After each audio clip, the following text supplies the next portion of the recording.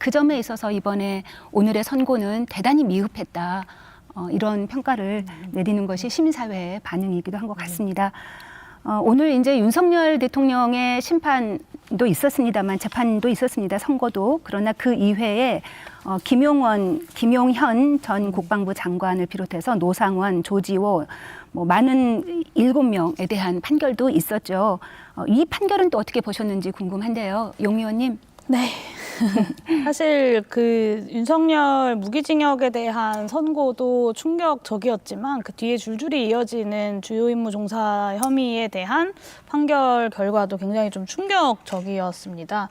뭐 그 아까 이제 그 감형의 사유로 많이 이야기가 됐었던 뭐 폭력적인 사태가 발생하지 않았다거나 유혈 사태가 발생하지 않았다거나 이런 것들에 대해서 모든 이제 피의자들한테 좀 동일하게 적용이 되었었던 것이 이제 또 각 그 좀 제대로 된 판결이 나오지 않았던 이유이기도 하고요. 또 그 아까도 말씀드렸지만 그 김용군과 윤승영에 대해서는 무죄가 선고가 되었습니다. 사실 이제 공모와 가담에 대한 증거가 부족했다라는 이유로 이제 범죄 성립이 되지 않는다라고 김용군 피고인에 대해서는 보았고, 윤승영 피고인에 대해서는 그 윤승영 피고인이 했었던 뭐 백인의 명단을 작성하거나 등등등의 행위가 그냥 비상계엄 하에 매뉴얼에 따라서 포고령 위반 사범을 검거하기 위해서 이제 체포조가 출동한 것으로 알고 지원 요청에 협조했던 것뿐이지 이제 국헌문란의 어떤 인식을 공유하고 있지 않았다라는 이제 취지, 그리고 비상계엄 후에 이제 일반적인 사무의 하나로 인식하고 했던 행동일 뿐이다라는 이유로 이제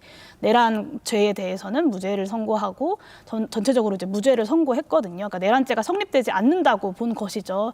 저는 동의하기 어렵습니다. 왜냐하면 12월 3일 그날 밤 다들 기억하실 텐데요. 비상계엄이 선포되는 순간 이것이 쿠데타라는 것을 모든 국민이 다 알았습니다. 그리고 그 순간에 국회로 출동했던 군인들, 경찰들도 다 이것이 쿠데타라고 하는 것을 다 알고 있었기 때문에 군인들조차도 작전을 적극적으로 수행하는 것이 아니라 소극적으로 작전을 수행했던 것이고, 국민들은 국회를 지키기 위해서 국회로 몰려들었던 것이 아닙니까? 국회의원들도 국회로 다 모이고. 그런데 유일하게 윤승영 씨만 그 쿠데타, 비상계엄의 어떤 국헌문란의 목적을 인지하지 못하고 일반적인 업무의 일환으로서 체포조를 작성했다? 저는 이런 판결을 어떻게 내릴 수 있는가 정말 좀 납득하기가 어렵고요. 예, 이런 이제 윤석열에 대한 판결의 내용도 문제이지만 그 밑에 이제 가담했던 피고인들에 대한 판결도 참 문제적인 내용이 많다라고 말할 수밖에 없을 것 같습니다. 네, 최 변호사님은 어떻게 보셨습니까? 예, 그러니까 지금 이번에 그 같이 선고된 내란 중요 임무 종사자들이 우리나라의 국방과 치안을 책임지는 분들이었잖아요. 우리의 안전과 우리 사회 자체를 보호할 책무를 지니신 분들이었는데, 사실은 형만으로 보면은 18년, 12년 이러면은 굉장히 중한 형입니다. 근데 그런 분들이 우리가 그들에게 부여했던 권한과 책무를 넘어서서 오히려 우리 사회의 질서를 파괴하려고 했다는 것에 대한 엄청난 공포인 거죠. 시민들이 이 중차대한 형에 선고됐음에도 불구하고 이것이 매우 부족하다라고 느낀다는 점들을 재판부에서도 사법부에서도 굉장히 깊이 인식을 해야 된다고 봅니다. 그래서 아까 저는 검찰 특검도 항소를 해야 된다고 생각한다고 말씀을 드렸는데요. 네. 재판부에서도 항소심 판결을 통해서 이러한 점들을, 그러니까 어떤 누군가를 처벌하기 위해서 우리가 이런 어떤 행위를 한다라는 생각을 하는 것이 아니라 네. 우리 사회가 가지고 있는 기본적 질서를 다시 세워야 한다는 그런 측면에서 좀 접근해서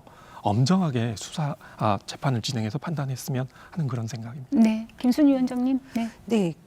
내란 주요 임무 종사자라고 분명하게 표현을 했거든요. 근데 이 사람들이 했던 행위 자체에 대해서는 대부분의 핵심 증거가 부족하다 이렇게 하면서 양형을 하면서 상대적으로 좀 손바닥이 처벌을 했다는 거죠. 이걸 돌이켜보면 앞으로 이러한 유사한 상황이 되었을 때 지휘부에서 이렇게 지휘를 했을 때 어떤 증거 부족이다 이렇게 한다면 좀 소극적 가담에 대해서 엄청 이렇게 관대한 이런 판결들을 남길 그럴 가능성을 좀 남긴 아주 우려스러운 그런 판결이라고 보고요. 그러니까 어떤 경우에도 헌정 질서 위협하는 행위에 대해서는 단호한 어떠한 조그마한 것에도 책임이 있다는 것을 알려줘야 되는데 여기에 대해서 증거가 없다라는 증거 부족이라는 이유로 다 빠져나간 거에 대해서는 정말 이 부분은 문제라고 생각을 합니다. 자, 그럼 내란 청산이 이 말씀 네. 한 말씀만 더 드리고 싶은데 네. 오늘 유죄가 판결된 모든 피고인들의 양형 사유에 오랫동안